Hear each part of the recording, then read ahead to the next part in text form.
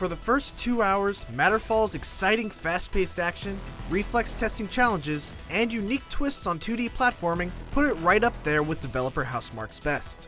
Unfortunately, 2 hours is all it takes to beat Matterfall's 12 levels, and while other Housemarque games are able to survive past the length of their campaign through chasing high scores, Matterfall's structure makes score chasing a chore.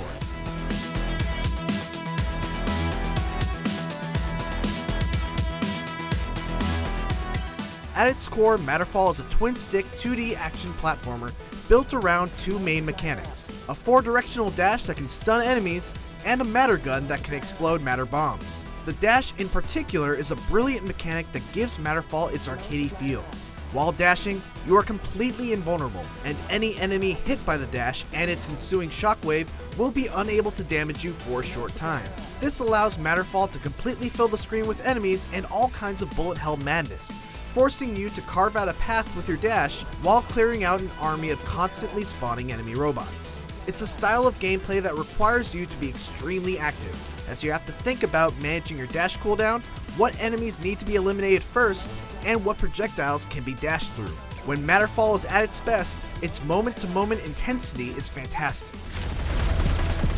Matterfall can be a tough game at times with how much it throws at you at once, but between your dash, powerful secondary weapons, and screen-clearing matter bombs, you're more than well equipped to deal with its difficulty, which puts it in a sweet spot of neither feeling too easy nor too frustrating. The real challenge comes from trying to maintain a high multiplier, since each hit you take knocks your multiplier down a level. Multiplier down.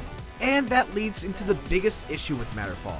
It's just not that fun to replay levels and try to improve upon your high scores. Restarting levels causes long load times, many levels are brought down by frustrating platforming segments that slow down the pace and can unceremoniously ruin a good run, and levels are just too long and padded by traversal to make score chasing a good time.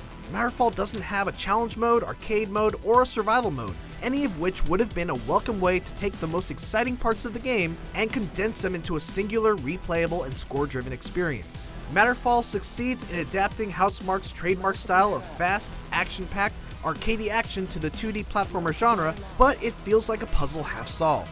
There's absolutely no content here after you finished its exceptionally short campaign outside of some harder difficulty modes and a global leaderboard to climb.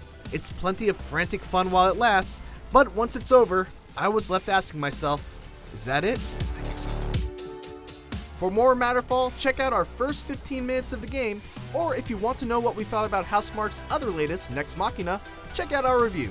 And for everything else, keep it right here on IGN. Overcharge ready.